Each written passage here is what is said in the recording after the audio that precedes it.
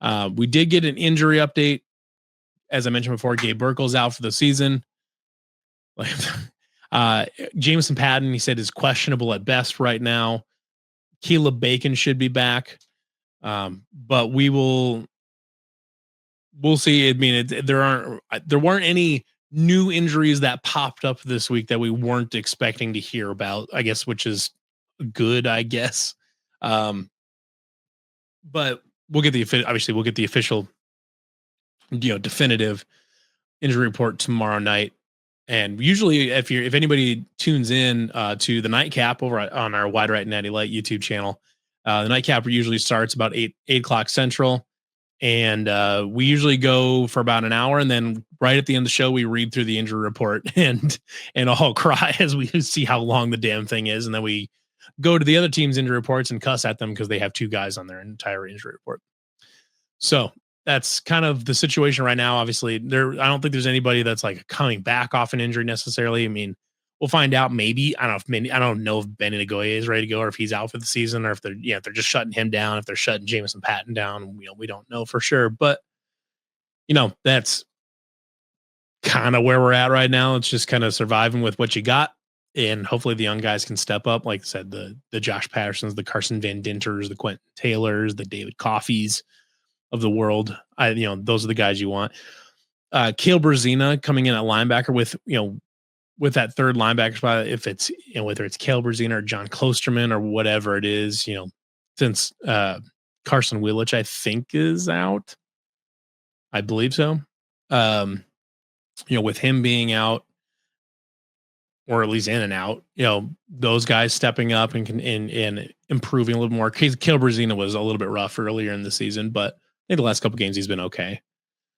But, I think, so last week, Fred, last week we pulled up the Utah injury report and they had 0 names on their injury report. Now, whether that's just some bullshit from Kyle Whittingham, I don't know for sure, but they had nobody on their injury report,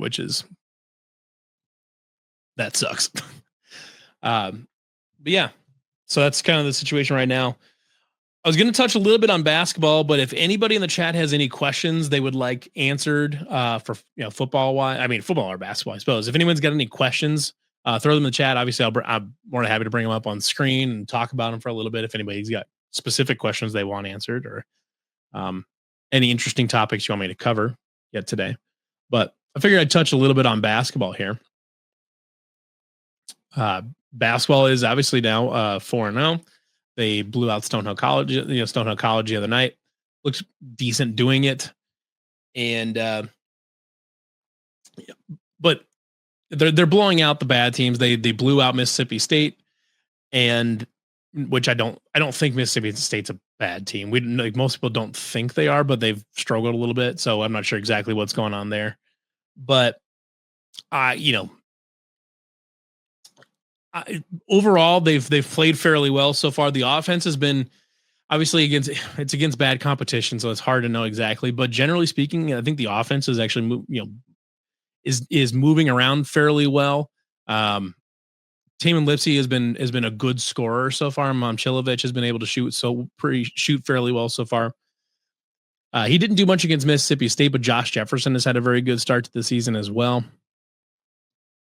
We'll see what's happening there. Let's see. First question here I saw from Fred. What's a good record in Vegas? So they're going to be playing 3 games. The first 2 are against St. John's and Creighton. I'm trying to see who else is available for them to be played at some point. I was trying to see if I could find a bracket. But St. John's, I'm going to pull them up actually. Let's just pull up we'll pull up Ken Palm here. So currently St. John's is sitting as a top 20 team in Ken Palm. That's a good team. Obviously it's predicted as a 62% winner right now by Ken Palm, 4-point game. That'll be an interesting game. I do think Iowa State can win that one. Creighton is okay this year. They're not at top of the Big East like they usually are. Uh, I think you can win both of those. If I would say you can go 2-1, depending on who they win, who they play in that third game. Um, I think 2-1 is a perfectly acceptable record in Vegas. I'd be pretty disappointed if they went 1-2 or worse. 2-1, I think seems certainly doable. Depending on who they play in that third game, I would say right now, I mean, you can see that number right there. I would say it's currently number 7 on Ken Palm. I mean, there's not a lot of teams in this field. Let me see if I can find. Is there anybody actually ahead of them in the field? So you've got UConn, Illinois, Purdue, Houston, Duke, and Gonzaga. So Gonzaga is the Ken Palm number 1, and Gonzaga is in the field. But otherwise, Iowa State is, I believe, ranked higher than every other team in the field right now. So 3-0 is on the table. I mean, Gonzaga is really good. If you end up playing Gonzaga in that third game, see what happens. But I guess Houston's in there, but we'll see I don't know if they'll play Houston or not, but depending on who you get in that third game, I think 2-1 is a very reasonable goal in Vegas. I think that's a good number to shoot at, is 2 wins in Vegas. If they're 1-2 with a loss to St. John's and the third team, and they beat Creighton and they look okay doing it, I'm not worried about that. I mean, yeah, as I said, St. John's is currently a top 20 team on Ken Palm. They lose to Alabama. They lost to Alabama, and Alabama's a solid team. They gave up a ton of points in that game. But the Johnnies can score, and they like to move the ball up and down the floor. They're at 9th in tempo. They can shoot it a little bit. They don't turn the ball over a lot, which is really good. It's just kind of they don't shoot the 3-point. They don't shoot the 3-point ball a ton. They're not great at it, apparently. They're down here in the 200s, down under the 32%. But they're clean around the rim. They can rebound fairly well. I think it's an interesting game. It's certainly a game Iowa State can win especially if they can slow St. John's down a little bit on offense and turn them over a little bit. Obviously, when Iowa State can turn people over, like they forced 26 against Mississippi State. I don't think you need to win. I don't think you need to force 26 turnovers to win this game. But obviously, if you can get 20 turnovers against St. John's, is you're feeling pretty good right now. You look at how Iowa State matches up defensively. They're turning people over at a crazy rate right now. They're doing an okay job rebounding. Which is usually like kind of their one weak spot on defense, is giving up small offensive rebounds. But generally speaking, they're doing a really good job at that too. The offense has been solid. We kind of suck at free throws, but it kind of is what it is, I guess. But they've been shooting the 3 ball better than they usually do. They've had some, Taman Lipsey, I think, has been a really nice offensive, been a good scoring threat so far. Not just a very good passer, which Lipsey and Josh Jefferson are both very good passers, but I think I've been pleasantly surprised with how good of a scorer Lipsey has proved himself to be so far earlier this season. Not that he couldn't do it, but just more like he's always been the pass first kind of guy, where if he can get 10, if you can get 10-6 and like 10-6-4 and a few steals out of him, that's like a very Taman Lipsey game. But right now he's in the neighborhood of I guess I'll have to see what does his scoring look like right now. I guess Ken Palm doesn't really show that kind of stuff right now, but he's right now Taman's looking at, I should have a game log of here. Yeah.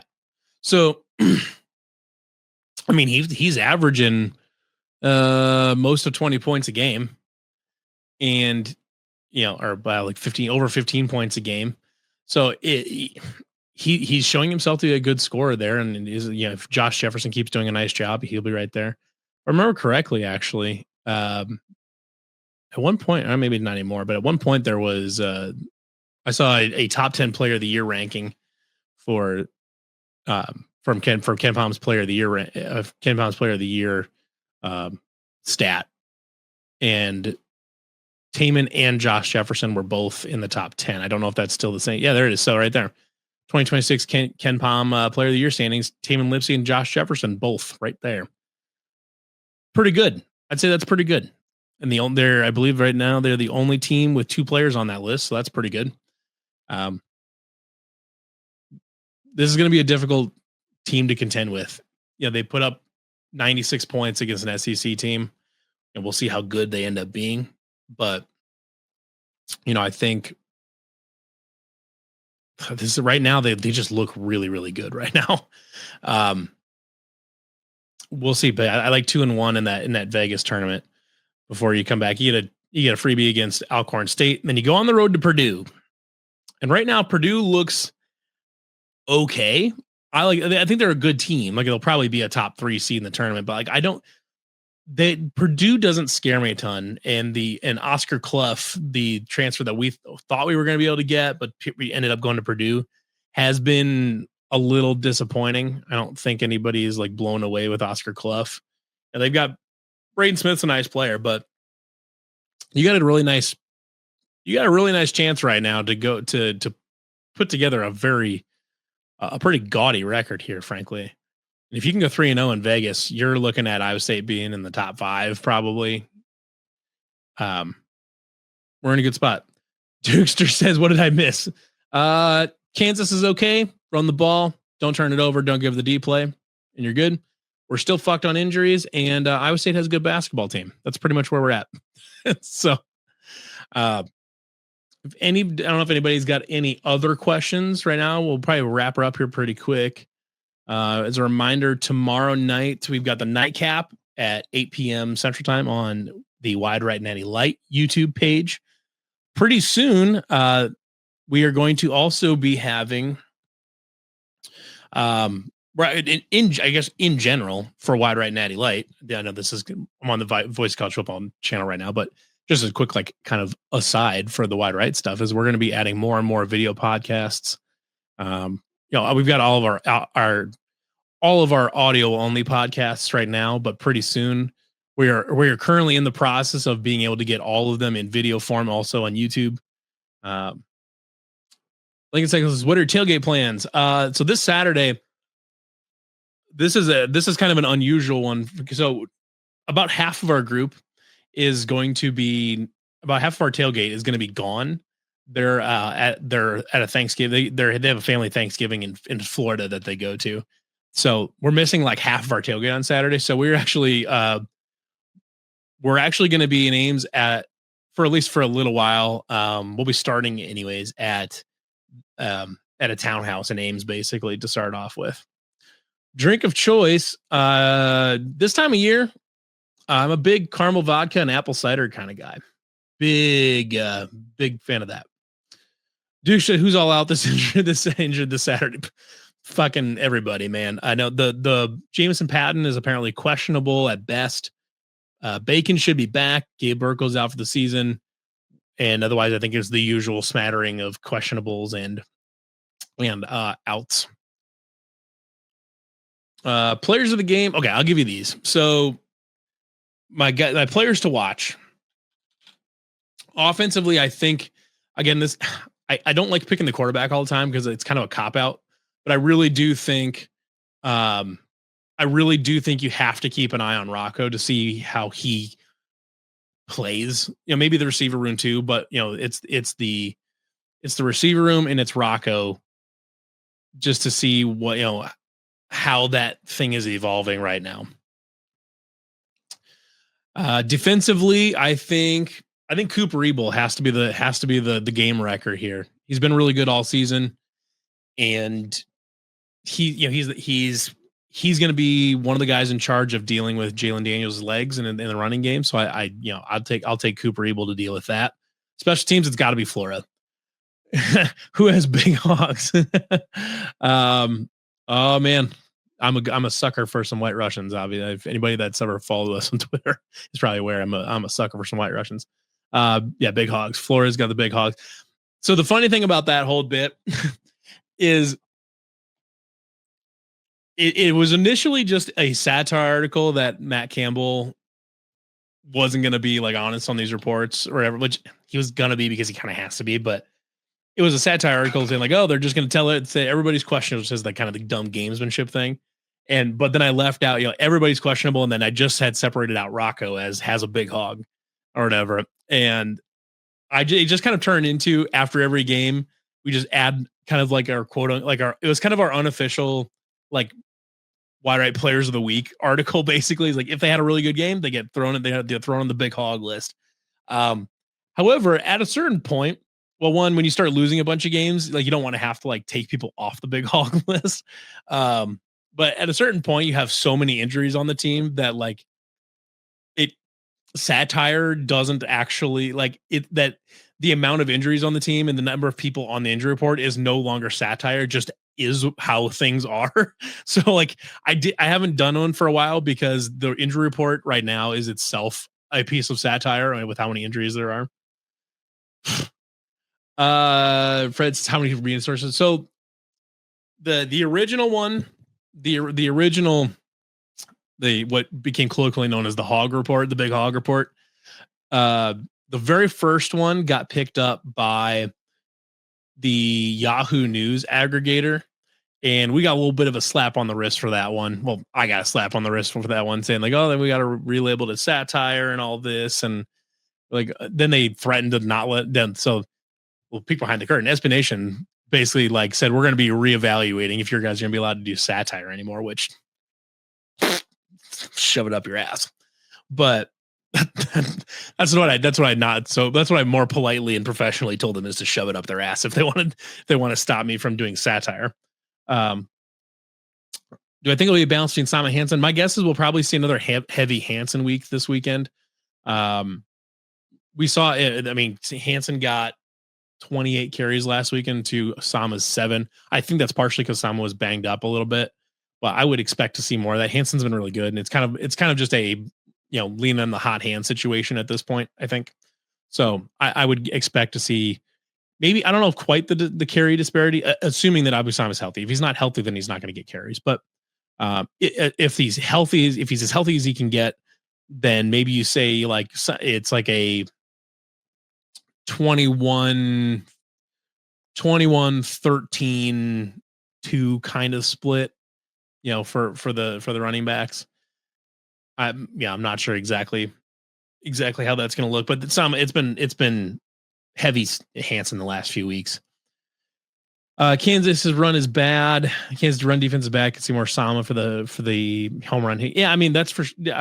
I totally agree there. Like if they think if Abu Sama is fully healthy and ready to go, and they think they can find a spot in Kansas's defense where they can hit an explosive run, then Sama will get some more carries, and especially if he can continue to keep getting carries, and they like to ride the hot hand at running back. So if Sama's continuing to get consistent yardage, they'll lean on Sama for that. So, all righty. Well, I think we will probably wrap her up for this week, but I appreciate everybody tuning in. I really appreciate all the comments and all the chat there. That makes these go by a lot faster. Hopefully in the hopefully at some point in the future, I will be able to get a co-host. The co-host I had originally had picked out and kind of slated to join back in the spring. Just never found the time to do it. So I might ask him one more time and see if he can do it. If not, then I might look elsewhere, see if I can find another co-host for this. But the chat and all the questions make it a lot easier to do this solo. Any senior you're sad to see go? I mean, it's senior day, so it's always an emotional one. I mean, Jim Boniface has really kind of come to his own this year. I mean, it's disappointing that we couldn't see him play at his peak for more than this season, basically. There's a few other guys. For the most part, I would say it's pretty young. Dom Orange is not a senior, but he'll be. My guess is he'll probably take his senior. He'll probably do a senior day. Probably do a senior day thing this week. How much does it pay? Not a fucking thing right now. If at some point this channel gets big enough where we can monetize and start making money, then the co-host will get a cut. But right now, not a damn thing. Kind of like most of the SB Nation stuff I do is not a damn thing. Not nearly enough, anyways. But anyways, there's in general, is there a specific senior this year that I'll be sad to see go? I mean, like it'd be disappointing to see like Daniel Jackson have to graduate without ever really getting a chance to do anything. He just could never stay healthy, and it's a bummer because I really do think at some point he was going to be able to like I think he was going to be a good receiver and just didn't work out. There's too many injuries and all that, and there's sometimes just how life goes, unfortunately. Um, it is what it is, though. I said Dom Orange. I assume will probably take a senior day walk because he's going to go to the NFL draft and he should. He'd be. I mean, at this point, Dom Orange would be stupid to come back to college because all he's doing right now, he's banged up right now, and if he comes back, he's not like his draft stock's not going to get higher, and he could just continue to get banged up. So, I mean, as far as if Dom Orange is, there's no way Dom Orange is staying. He is 100% going to the NFL draft after this season. So I would assume Dom Orange will take a senior day walk for himself. Yeah, Jim Bonfas, I wish we could have seen at a higher peak. Tyler Miller's another one. I would really like to see Tyler Miller. He's really kind of come into his own. I think he'll be there. I think James Neal's a senior as well, if I remember correctly. So I'm not sad to see him go, but it's more just like I don't have the same emotional attachment to him as we used to for like Brock Purdy and Charlie Kohler and Brees Hall and those kind of guys. But it's unfortunate to see. Not unfortunate, but it's good because they're moving on to their adult lives and all that. But there isn't a lot of names in this senior. Oh, actually, the one I think that's an obvious one here is Caleb Bacon. Unfortunately got robbed of his season last year, but he really came on. I really wish we could have seen another season or two of him at the peak of his powers. He's been a really nice linebacker to that. I think he's a redshirt senior. I don't think he can come back unless they can somehow get a medical redshirt for him, I guess. But Orange is not maxed out on eligibility. I believe Orange is a true junior. It's either a true junior or a redshirt junior. He's not a senior though. He's a junior. He could come back next year, but that would be nonsense. So I don't think so. I think he's a redshirt junior. Let me just check, but I'm pretty sure he could come back again if he wanted to. Let's see here. Let me just pull up the roster real quick. We are going to wrap up here in just a few minutes, though, because I'm going to get recording down the pipe in Natty Light. So Dominic Orange I guess he is a true senior. Well, damn. So Dominic Orange is definitely gone. For some reason, I had it in my head. I thought he was a redshirt junior, but no, he's a true senior. So yeah, he's out. Yeah, he's out of eligibility anyway. So, so there you go. Yeah. So Dominic Orange, Caleb Bacon, I think are the two that I'm looking at. And I was like, man, I really wish we could have them for longer. But it is what it is. The next year's senior class is going to be a big one because you'll lose. I believe you'll lose Carson Hansen and Abu Sama and Rocco Becht. You'll lose Jameson Patton. I believe Jontez Williams. You're going to lose some big names after next season. So I think next season's got to be the year. If you're going to try to win a Big 12 title, and next season's got to be the year right now. Not that you're going to get necessarily going to be bad in 27, but it's more just like you're going to be turning over a lot of people in 27. And last time we saw this program turn over a lot of good seniors, didn't go so well the next season, but is what it is. So appreciate everybody for watching, for commenting, for chatting it up. Makes it a lot easier to do these shows by myself when I've got lots of people asking questions. So appreciate it. We'll see you guys all again next week. Hopefully we're capping a Kansas win and previewing an Oklahoma State game next weekend. We will see what happens. So thanks everybody for watching, and see you next Tuesday.